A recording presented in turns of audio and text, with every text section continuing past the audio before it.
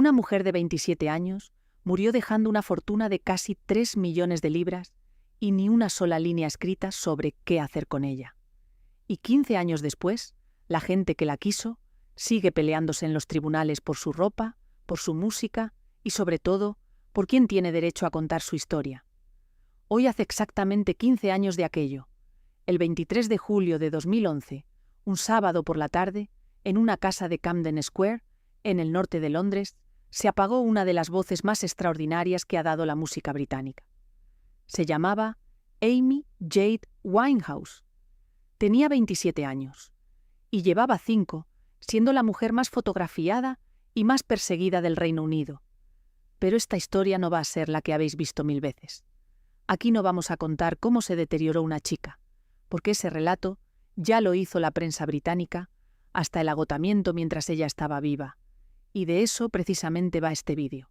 Aquí vamos a contar lo que pasó después. Vais a descubrir que la primera investigación oficial sobre su muerte tuvo que anularse entera, y el motivo es tan absurdo que cuesta creerlo.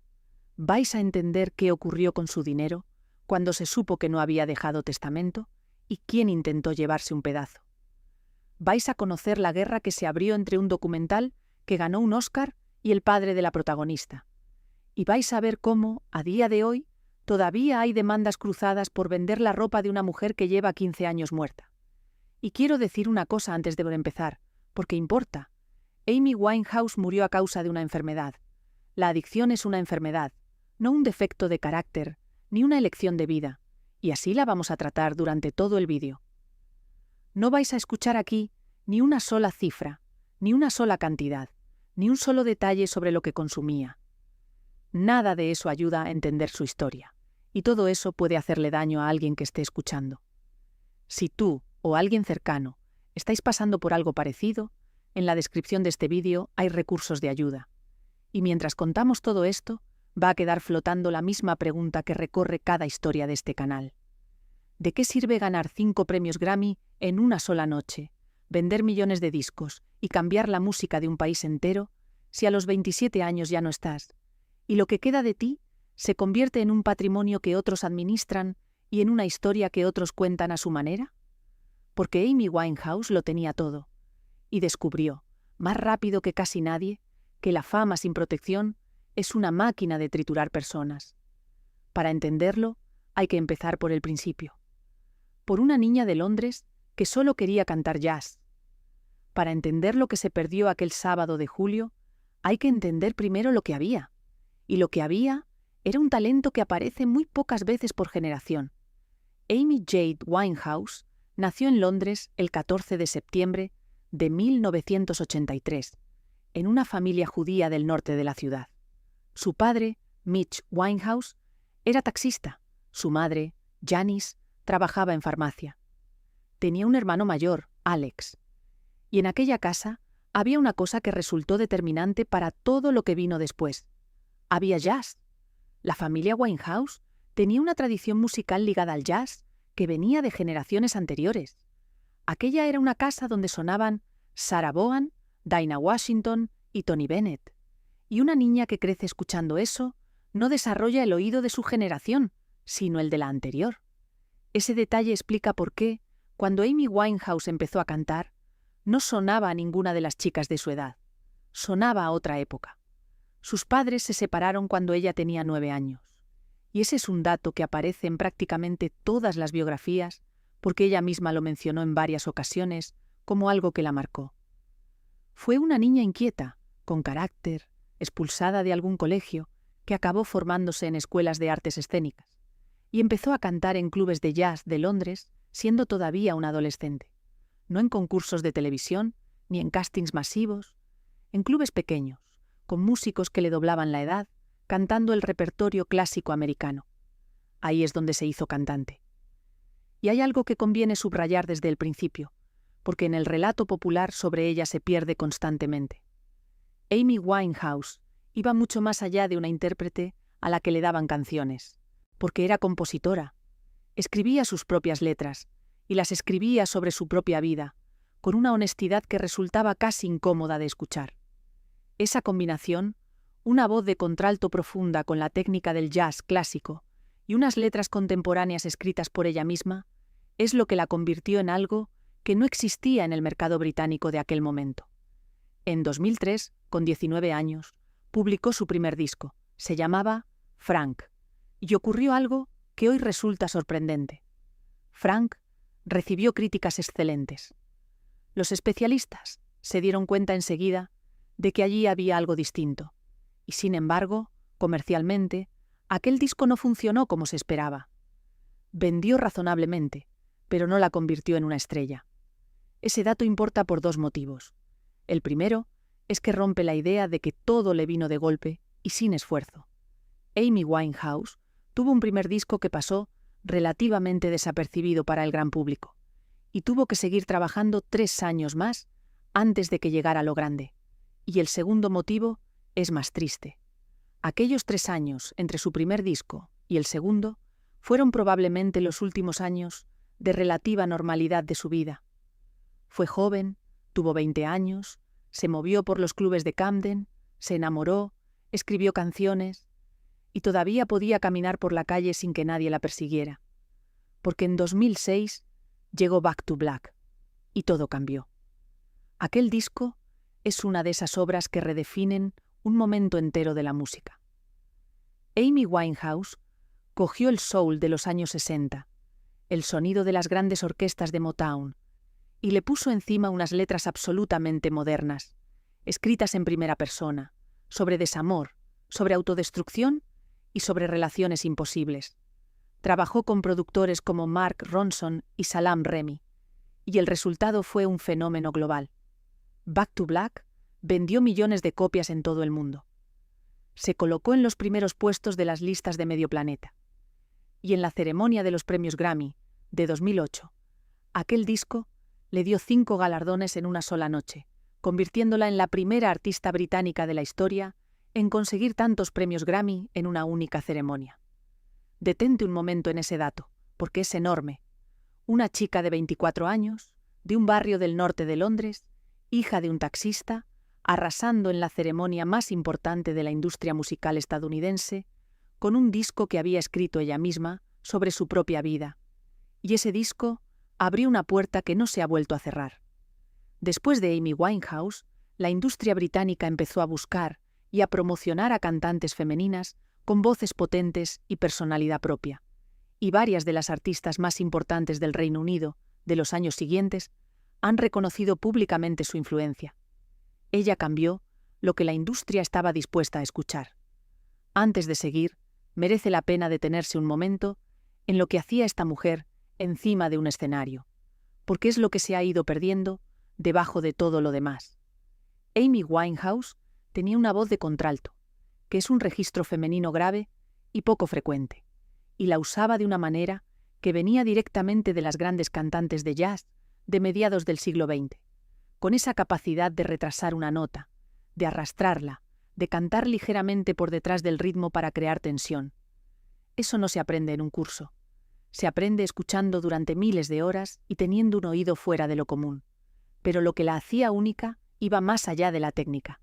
Era la combinación, porque una cosa es cantar como si fueras una vocalista de jazz de 1960 y otra muy distinta es cantar así unas letras escritas por ti misma en el inglés de la calle de Londres del siglo XXI, sobre cosas que te acababan de pasar la semana anterior. Ese choque entre el sonido antiguo y el contenido brutalmente contemporáneo es lo que hizo que su segundo disco sonara algo que nadie había escuchado antes. Y hay una cualidad más, que es la que explica por qué la gente conecta tanto con ella. Amy Winehouse escribía sin protegerse. No embellecía sus historias, no se ponía a sí misma en el lado bueno, no maquillaba lo que había hecho ni lo que le habían hecho.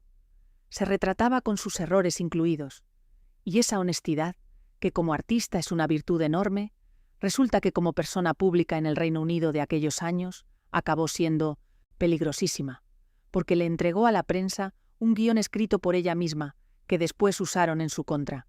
Ese es uno de los aspectos más crueles de esta historia. La misma sinceridad que la convirtió en una artista irrepetible fue la que le dio munición a quienes la persiguieron. Y al mismo tiempo, exactamente al mismo tiempo, empezó lo otro. Si esta historia te está atrapando, suscríbete al canal, porque ahora entramos en la parte que hay que contar con muchísimo cuidado, y la vamos a contar de una forma que probablemente no has escuchado. A partir de 2007, Amy Winehouse dejó de ser tratada como una música y pasó a ser tratada como un espectáculo. Y eso va bastante más allá de una interpretación de este canal, porque hoy existe un consenso bastante amplio al respecto, y que se estudia como ejemplo de lo que la prensa no debe volver a hacer. Lo que ocurrió fue lo siguiente. Aquella mujer estaba enferma. Tenía una enfermedad adictiva, en un momento de exposición pública brutal y con una vida personal complicada. Y en lugar de tratarse aquello como lo que era, un problema de salud, se convirtió en material de portada diario. Había fotógrafos apostados de forma permanente delante de su casa en Camden. La seguían por la calle, la esperaban a la salida de los locales, y cada imagen suya en mal estado se publicaba al día siguiente en periódicos de gran tirada, con titulares que se reían de ella. Se publicaron fotografías suyas en situaciones de enorme vulnerabilidad, incluidas imágenes tomadas después de episodios violentos. Y aquí está el detalle que hoy resulta insoportable de mirar. Amy Winehouse se convirtió en el chiste nacional del Reino Unido. Los cómicos hacían monólogos sobre su estado. Los programas de televisión usaban su imagen como remate de bromas. Una de sus canciones más famosas, cuyo título hace referencia precisamente a la rehabilitación, se coreaba en fiestas como si fuera una gracia, cuando lo que contaba esa canción era una situación real y dolorosa de su vida. Piénsalo un segundo. Una mujer joven, con una enfermedad grave, perseguida a diario por hombres con cámaras, convertida en material de humor para todo un país. Y todo ello, mientras seguía trabajando, seguía teniendo contratos y seguía sometida a la presión de una industria que necesitaba que siguiera produciendo. Y en medio de todo aquello, mucha gente ganaba dinero. Los fotógrafos ganaban dinero con sus imágenes. Los periódicos vendían ejemplares con sus portadas. Los programas subían audiencias con su desgracia. La única que no estaba en condiciones de decidir nada en aquel negocio era ella.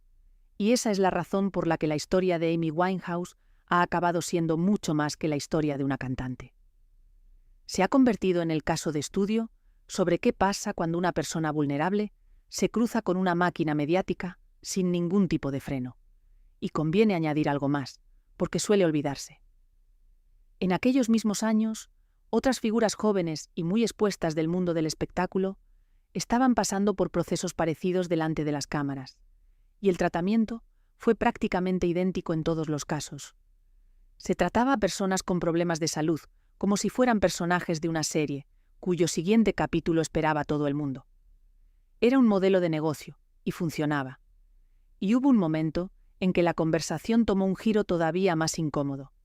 Cuando Amy Winehouse murió con 27 años, Medio Planeta se puso a hablar de lo que se conoce como el Club de los 27, esa lista de músicos célebres que fallecieron a esa misma edad. Se hicieron reportajes, listas y montajes. Detente a pensar en lo que significa esa conversación. Convertir la muerte de una mujer enferma en una curiosidad estadística, en una coincidencia simpática de la que hablar, es la última vuelta de tuerca de todo lo anterior. Es exactamente el mismo mecanismo que llevaba 5 años funcionando. Coger una tragedia real y transformarla en contenido de consumo rápido. Este canal ha decidido no organizar el vídeo alrededor de esa idea, precisamente por eso. Amy Winehouse no murió porque tuviera 27 años, ni porque formara parte de ninguna lista. Murió por una enfermedad concreta que millones de personas padecen en todo el mundo, la mayoría de ellas sin cámaras delante y sin que nadie escriba nada sobre ellas. Y llegamos a aquel día. Lo vamos a contar despacio y con respeto, sin ningún detalle innecesario, porque lo importante de aquella jornada no es lo que la gente cree. El 23 de julio de 2011 era sábado. Amy Winehouse estaba en su casa de Camden Square, en el norte de Londres, la vivienda que había comprado con su padre el año anterior. Con ella estaba su guardaespaldas, Andrew Morris. Y conviene explicar cómo había sido aquel año, porque ayuda a entender la situación. 2011 fue un año prácticamente en blanco para ella en lo profesional. Estaba previsto que hiciera una gira europea, y aquella gira arrancó en Belgrado con una actuación que salió muy mal y que dio la vuelta al mundo en cuestión de horas. El resto de las fechas se cancelaron. Antes de aquello, ya había cancelado otros compromisos importantes. Y ahí hay una pregunta que sobrevuela toda esta historia, y que se ha discutido mucho después. ¿Qué hacía una mujer en aquel estado, subida a un escenario delante de miles de personas? ¿Quién tomó la decisión de que aquella gira siguiera adelante?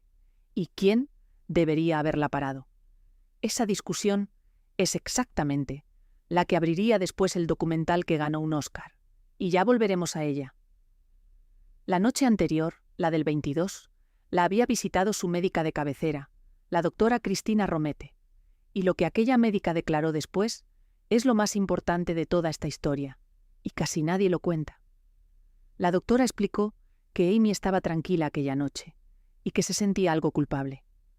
Contó que había estado intentando mantenerse sobria desde principios de julio y que había recaído pocos días antes. Y declaró una cosa que conviene escuchar con atención, porque desmonta por completo la narrativa romántica y morbosa que se ha construido sobre esta historia. Declaró que Amy Winehouse le dijo expresamente que no quería morir. Eso está recogido en la investigación oficial. Aquella mujer no quería morir. Estaba intentando dejarlo. Había estado sobria durante semanas y había recaído, que es exactamente lo que hace una enfermedad adictiva. Recaer forma parte del cuadro clínico, no es una traición ni un fracaso moral. Aquella noche, después de que se marchara la médica, Amy estuvo un rato con su guardaespaldas, y él contó después lo que estuvieron haciendo. Buscaron en Internet vídeos de sus primeras actuaciones, de cuando cantaba en clubes pequeños siendo una cría, y según declaró él, ella se reía de buena gana viéndolos. Quédate con esa imagen, porque es la última que tenemos de ella, y es infinitamente más digna que cualquiera de las fotografías que publicó la prensa británica durante 5 años. Una mujer de 27 años, en su casa, riéndose viendo vídeos de cuando empezó. A la mañana siguiente se retiró a su habitación a dormir, y por la tarde, cuando su guardaespaldas fue a despertarla, no reaccionó. Llamó a los servicios de emergencia y el servicio de ambulancias avisó a la Policía Metropolitana de Londres poco antes de las 4 de la tarde de aquel sábado. Los agentes que llegaron a Camden Square la declararon fallecida en el acto. Tenía 27 años. Y aquí empieza la parte de esta historia que casi nadie conoce y que es el primer secreto oscuro de este vídeo. Porque lo que ocurrió después con la investigación oficial de su muerte es, sencillamente, increíble.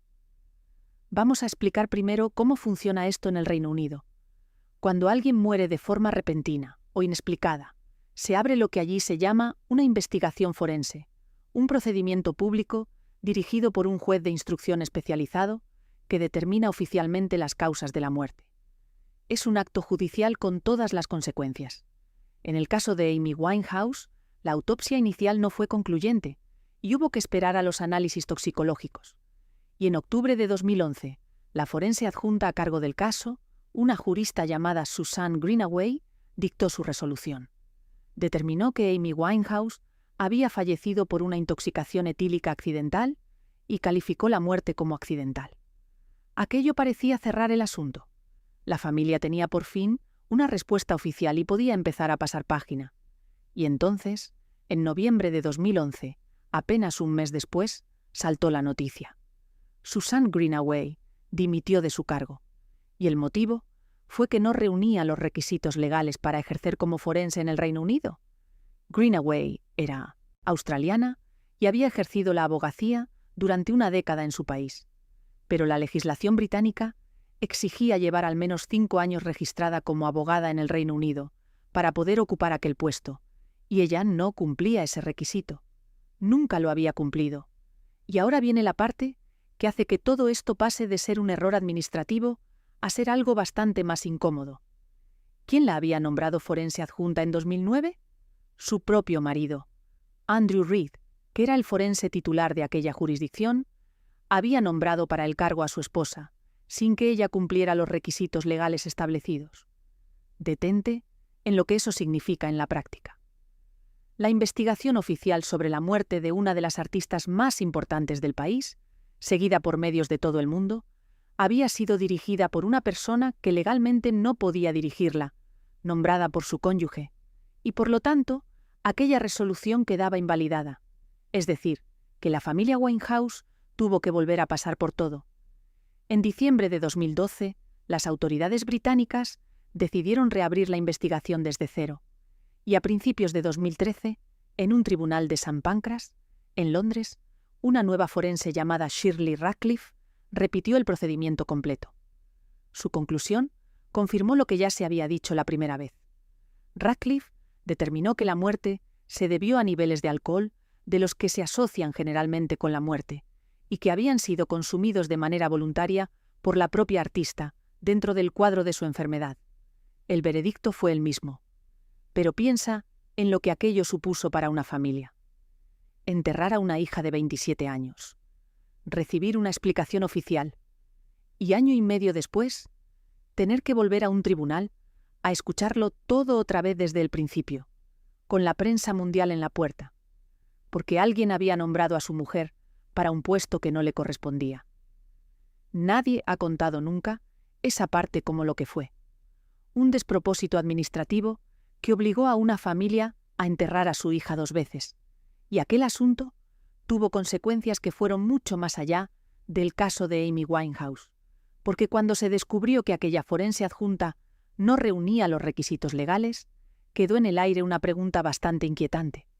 ¿Cuántos casos más había resuelto esa misma persona durante los años en que ocupó el cargo? Porque Amy Winehouse era famosa y su caso salió en todos los periódicos del mundo. Pero un forense no trabaja solo con celebridades, trabaja sobre todo con familias corrientes que han perdido a alguien de forma repentina y que esperan durante meses una explicación oficial. Y todas aquellas resoluciones quedaron bajo sospecha por el mismo motivo. Ese es uno de esos detalles que revelan cómo funcionan realmente las instituciones. No hubo aquí ninguna conspiración, ni ningún encubrimiento, ni ningún misterio sobre la muerte de una estrella del pop. Hubo algo bastante más común y bastante más deprimente. Alguien nombró para un cargo público a una persona de su familia, sin comprobar si cumplía los requisitos, y nadie lo verificó durante 2 años. Y a la familia Winehouse le tocó pagar la factura de aquello en el peor momento imaginable, teniendo que reabrir públicamente la muerte de su hija cuando ya empezaban a asimilarla. Si esta historia te está llegando, suscríbete y déjame en los comentarios de qué otro personaje quieres que hablemos, porque ahora entramos en el terreno que da nombre a este canal, el dinero. Cuando murió Amy Winehouse, se descubrió algo que abrió un procedimiento que todavía colea 15 años después. No había dejado testamento. Y aquí conviene entender por qué esto es tan importante. Amy Winehouse tenía 27 años. A esa edad, casi nadie ha hecho testamento, porque a esa edad nadie piensa que se va a morir. Es completamente normal. El problema es que la mayoría de la gente de 27 años tampoco tiene una fortuna de millones de libras, ni un catálogo musical que va a seguir generando ingresos durante décadas. Y ese es el matiz que hace de esta historia un caso de manual, porque un patrimonio como el suyo se parece muy poco a una cuenta corriente con un saldo, ya que es una cosa viva que sigue produciendo dinero para siempre. Cada vez que alguien escucha una de sus canciones en una plataforma, cada vez que una de sus canciones suena en una película o en un anuncio, cada vez que se reedita uno de sus discos, se generan derechos. Y esos derechos no se agotan cuando muere el artista. Duran décadas. Es decir, que lo que Amy Winehouse dejó no fue una cantidad de dinero cerrada, sino una fuente de ingresos permanente cuya propiedad y cuya gestión había que decidir. Y sobre eso, ella no había escrito ni una línea. Se publicó que su patrimonio estaba estimado en torno a 2.940.000 libras, unos 4,5 millones de dólares de la época, y que los activos netos, una vez pagados los impuestos correspondientes, rondaban los 3,5 millones de dólares. Y hay un detalle que se publicó entonces, y que dice muchísimo sobre ella. Según medios británicos, Amy Winehouse no tenía ni idea de cuánto dinero tenía, y saberlo tampoco estaba entre sus prioridades.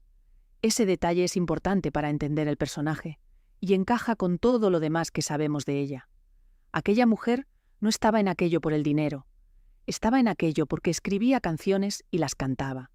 El dinero era una consecuencia que otros administraban, y de hecho su propio padre figuraba como administrador de su patrimonio ya en los últimos años de su vida. Al no haber testamento, la herencia se repartió aplicando la ley británica de sucesiones. Y como en el momento de su muerte estaba divorciada y no tenía hijos, los beneficiarios legales fueron sus padres. Mitch y Janice Winehouse heredaron a partes iguales todo el patrimonio neto de su hija. Y fíjate en el detalle que casi nadie señala. Aquellos dos herederos, Mitch y Janice, se habían separado cuando Amy tenía 9 años. Es decir, que dos personas que llevaban décadas sin formar una pareja quedaron unidas para siempre en la administración del legado de su hija muerta. Y aquí apareció alguien reclamando su parte. Para entender lo que viene ahora, hay que presentar a un personaje que es central en esta historia y sobre el que se lleva 15 años discutiendo. Se llama Blake Fielder Civil. Blake fue la gran relación de la vida de Amy Winehouse. Se conocieron en Camden, estuvieron juntos, se separaron, volvieron, se casaron en 2007 y se divorciaron legalmente en 2009. Y aquel disco que la convirtió en una estrella mundial, Back to Black, está escrito en buena parte sobre aquella relación. Y ahí está una de las paradojas más duras de esta historia. El disco que la hizo inmortal, el que le dio 5 premios Grammy en una noche y el que sigue vendiendo 15 años después, salió del peor momento sentimental de su vida. Ella escribió aquellas canciones durante una ruptura con él, sobre la sensación de haberlo perdido y sobre lo que estaba dispuesta a hacer para recuperarlo. Y el mundo entero premió aquel dolor con discos de platino. Piénsalo un segundo, porque tiene algo de trampa perversa. A Amy Winehouse le fue extraordinariamente bien contando lo mal que estaba. Y eso, para un artista que escribe sobre su propia vida, crea un incentivo terrible. Su material más valioso era su sufrimiento. Sobre el papel de Blake, en la enfermedad de ella se ha escrito muchísimo, y la familia de Amy lo ha señalado públicamente en varias ocasiones. Él mismo, en declaraciones posteriores, ha reconocido su parte de responsabilidad. Este canal no va a dictar sentencia sobre eso, porque es una discusión que llevan 15 años teniendo personas que estuvieron allí y nosotros no. Lo que sí conviene decir con toda la honestidad es que en las historias de adicción rara vez hay un único culpable identificable. Suele haber una enfermedad, un entorno que la facilita, unas personas que no supieron reaccionar a tiempo y una industria que necesita que el espectáculo continúe. Buscar un villano concreto es cómodo, pero casi nunca es exacto. Lo que sí es un hecho documentado es lo que ocurrió con la herencia. Blake Fielder Civil reclamó públicamente una parte del patrimonio de su exmujer.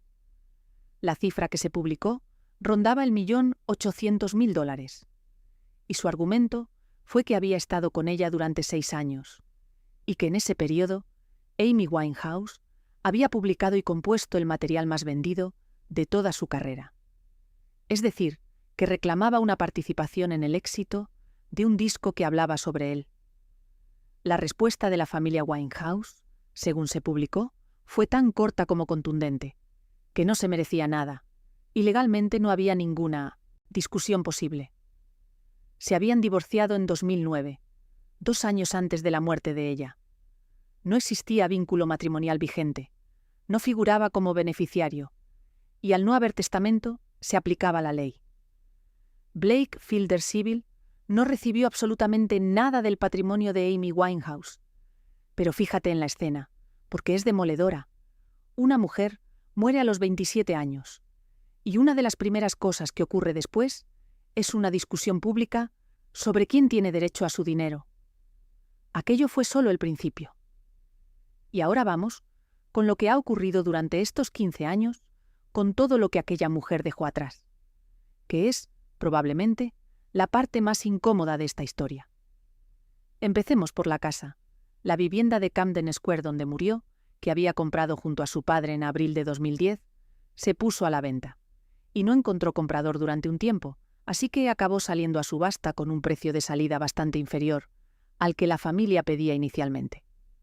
Mitch Winehouse lo explicó públicamente con una frase que resulta durísima por lo práctica que es. Dijo que la casa estaba vacía y que costaba una fortuna mantenerla. Después llegaron las subastas de objetos personales. En 2021, una casa de subastas estadounidense organizó una venta de pertenencias de Amy Winehouse que recaudó alrededor de $4 millones. Se vendió ropa. Se vendieron vestidos que había llevado en actuaciones. Se vendieron objetos de su vida cotidiana. Y una parte de lo recaudado se destinó a la fundación creada en su memoria. Y aquí es donde el asunto se complica, y llega hasta hoy mismo. Porque Mitch Winehouse, que es el administrador del patrimonio de su hija, acabó demandando a dos amigas muy cercanas de Amy por la venta de objetos en subastas, celebradas en 2021 y 2023. Una de ellas había trabajado además como estilista de la cantante.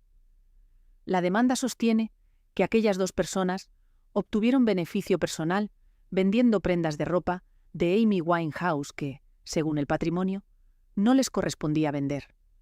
La cantidad reclamada ronda el $1 millón, y la defensa de ellas es que aquellas prendas se las había regalado Amy en vida. Este canal no sabe quién tiene razón en ese pleito, y no le corresponde saberlo. Lo que sí puede señalar es lo que representa. 15 años después de su muerte, dos amigas de Amy Winehouse y el padre de Amy Winehouse están enfrentados en un tribunal por unas camisetas y unos vestidos. Y por otro lado está la fundación. Sus padres crearon, poco después de su muerte, una organización que lleva su nombre y que trabaja con jóvenes en situación de riesgo, con especial atención a los problemas de adicción. Es decir, que parte del dinero que genera su música y su recuerdo se dedica precisamente a ayudar a chavales que están pasando por lo que ella pasó. Y esa es probablemente la parte más luminosa de todo este asunto. Y conviene detenerse ahí un momento, porque explica una decisión que la familia tomó desde el primer día. Nada más morir Amy, su padre se reunió con las autoridades británicas para plantear la creación de recursos de desintoxicación destinados a jóvenes sin medios económicos. Y el argumento que se dio entonces sigue siendo válido hoy: que la muerte de Amy Winehouse sirviera al menos para que la gente entendiera que la adicción mata, que mata a personas muy jóvenes, y que no hay que esperar a que sea demasiado tarde para pedir ayuda. La familia denunció también, en aquel momento, las dificultades que encontraban muchas personas en el Reino Unido para acceder a tratamiento. Y ese es el punto donde esta historia deja de ser la de una estrella del pop y pasa a ser la de cualquiera. Porque si a una mujer con una fortuna de millones de libras, con acceso a los mejores especialistas y con una familia pendiente de ella, le costó lo que le costó, imagina lo que supone para una familia sin recursos, sin contactos y sin listas de espera cortas. 15 años después, esa fundación sigue funcionando, y probablemente sea lo más parecido a un testamento que Amy Winehouse llegó a tener, aunque no lo escribiera ella. Pero quedaba una batalla más, y esa tenía poco que ver con el dinero, porque iba de algo bastante más difícil de repartir, porque cuando alguien muere joven y famoso, empieza una pelea que no se resuelve en ningún juzgado, la pelea por decidir cuál es la versión buena de su historia. El primer gran episodio de esa guerra llegó en 2015, con el estreno de un documental titulado Simplemente Amy, dirigido por el cineasta británico Asif Kapadia. Aquella película estaba montada casi por completo con material de archivo, con grabaciones caseras, con vídeos de móvil y con imágenes que nunca se habían visto. Y el documental construía una tesis muy clara y muy incómoda: que Amy Winehouse había sido explotada, que había estado rodeada de gente que necesitaba que siguiera trabajando, y que le faltó protección justo cuando más la necesitaba. Aquella película ganó el Oscar al mejor documental, y su director explicó cuál era su intención con unas palabras que merece la pena escuchar. Dijo que quería mostrarle al mundo quién era ella realmente, que no era una persona de los medios sensacionalistas, sino una chica hermosa, divertida, inteligente e ingeniosa. Y añadió una frase que es la que resume todo este vídeo. Dijo que era alguien que necesitaba cuidado. Alguien que necesitaba cuidado. Eso es lo que era. Pero aquel documental abrió una herida enorme dentro de su propia familia. Porque Mitch Winehouse, su padre, se convirtió en uno de sus mayores críticos. El documental incluía material que apuntaba a que él había animado a su hija a seguir trabajando y a seguir subiéndose a los escenarios, en momentos en los que probablemente lo que necesitaba era atención médica.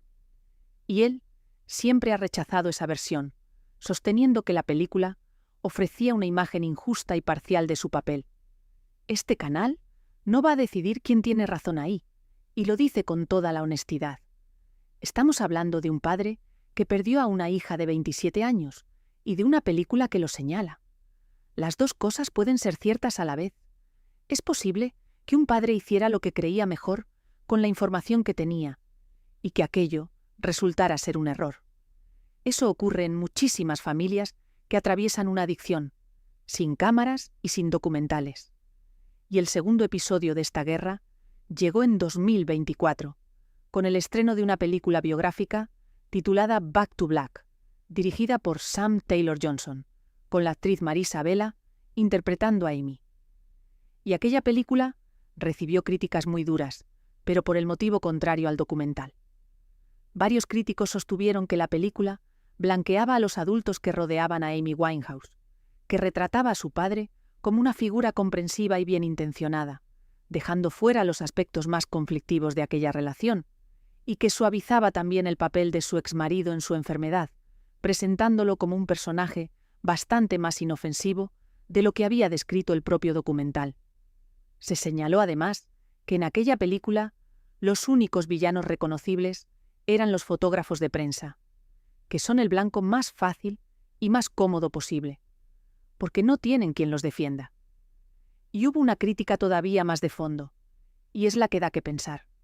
Varios comentaristas escribieron que la película, al recrear con actores los peores momentos de una mujer real, estaba haciendo con ella algo bastante parecido a lo que hicieron los paparazzi: convertir su deterioro en producto.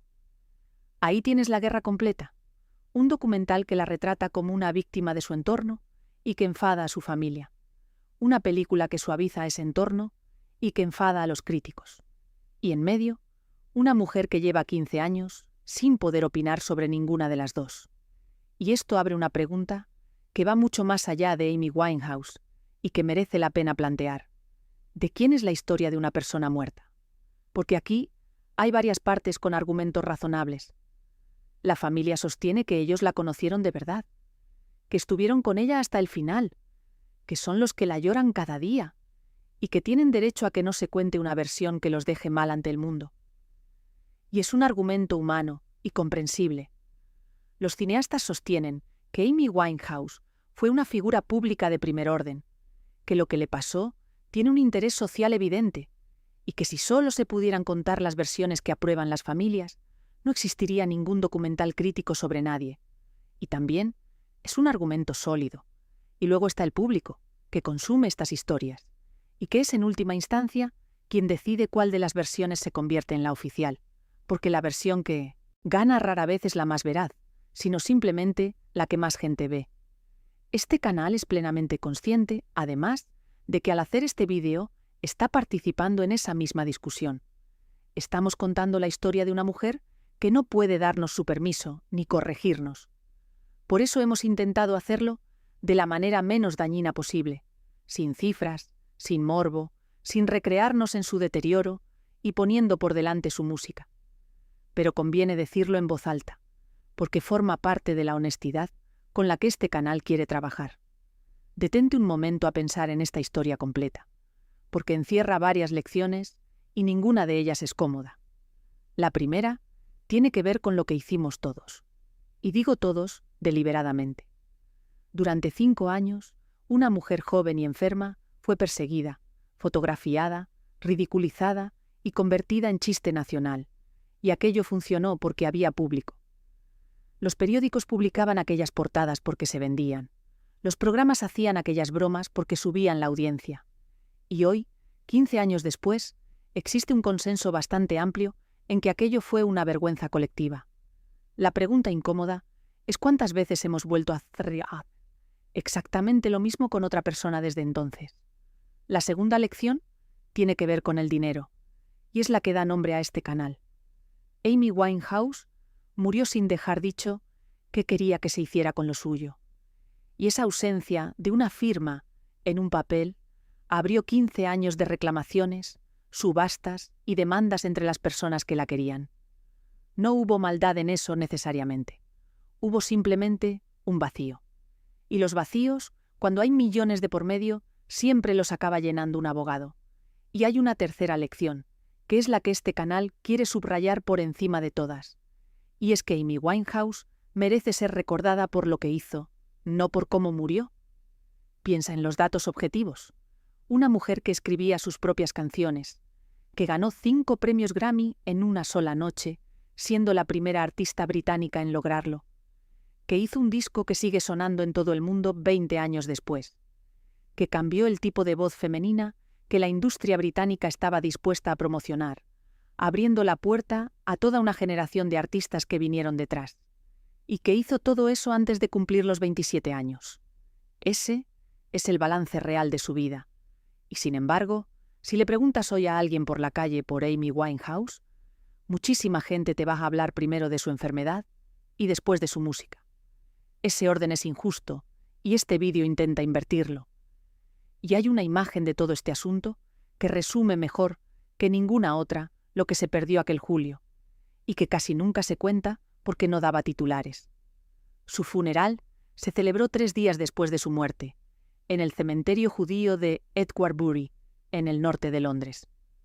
Fue una ceremonia privada de unos 45 minutos, oficiada por un rabino, con unas 300 personas. Hubo plegarias en inglés y en hebreo, porque la familia era judía. Sonó una canción de Carole King, que era de las favoritas de ella. Estaban su madre, su hermano, su pareja de entonces, y algunos de los músicos con los que había trabajado. Y el único de la familia más cercana que habló en público fue su padre. Contó anécdotas de la infancia de su hija, habló de lo tozuda que era, hizo reír a la gente, y dijo que últimamente ella había estado más feliz de lo que había estado nunca. Se despidió con una frase que es la que la mayoría de los padres del mundo le han dicho alguna vez a una hija pequeña antes de dormir. Le dio las buenas noches, la llamó su ángel, le dijo que durmiera bien y le recordó que sus padres la iban a querer siempre. Quédate con esa escena, porque debajo de los 5 premios Grammy, de la fortuna, de los pleitos, de las subastas y de las películas, lo que hay al final de esta historia es exactamente eso, un padre despidiendo a una hija de 27 años. Y llegamos a la verdad que recorre cada historia de este canal, que ni el talento más grande de tu generación, ni 5 premios Grammy en una noche, ni millones de discos vendidos te protegen de una enfermedad, ni de una máquina mediática que necesita alimentarse todos los días.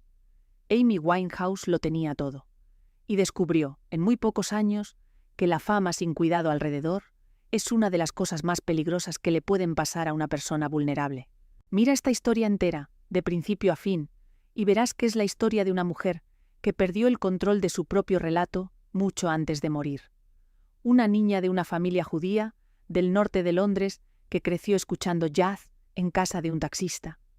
Una adolescente cantando el repertorio clásico americano en clubes pequeños. Un primer disco elogiado por la crítica que no explotó comercialmente. Un segundo disco, Back to Black, que se convirtió en un fenómeno mundial y le dio 5 premios Grammy en una sola noche. 5 años de persecución diaria, en los que un país entero convirtió su enfermedad en entretenimiento. Una médica que declaró que la noche antes de morir, ella dijo expresamente que no quería morir. Un guardaespaldas que contó que se rió viendo vídeos de sus comienzos. Un sábado, 23 de julio en Camden Square, una investigación oficial anulada, porque la forense había sido nombrada por su propio marido sin cumplir los requisitos. Una fortuna sin testamento, repartida entre sus padres. Un exmarido reclamando casi 2 millones, y quedándose sin nada. Subastas millonarias de su ropa. Demandas entre su padre y sus amigas. Un documental que ganó un Oscar y enfureció a su familia. Y una película que enfureció a los críticos por hacer lo contrario. Su historia es la prueba de que cuando alguien muy famoso muere muy joven, deja de pertenecerse. Su música pasa a ser un catálogo. Su ropa pasa a ser un lote de subasta. Su vida pasa a ser un guión. Y su memoria pasa a ser un terreno en disputa. Y ella Ya no puede decir ni una palabra sobre nada de eso. Y su historia no termina hoy, porque los pleitos sobre su patrimonio siguen abiertos y porque su música sigue vendiendo 15 años después. Este canal seguirá contándolo. Así que, si quieres seguir tirando del hilo de los secretos más oscuros de las grandes fortunas, suscríbete, dale a la campana y déjame en los comentarios de quién quieres que hablemos ahora. Y cuéntame también qué piensas tú, porque hoy la pregunta no es fácil. ¿Crees que la prensa británica tuvo responsabilidad en lo que le pasó a Amy Winehouse? ¿O crees que le habría ocurrido igual sin cámaras delante? ¿Y te parece bien que se subaste la ropa de una persona fallecida, aunque parte del dinero vaya a una fundación que ayuda a otros jóvenes? Te leo.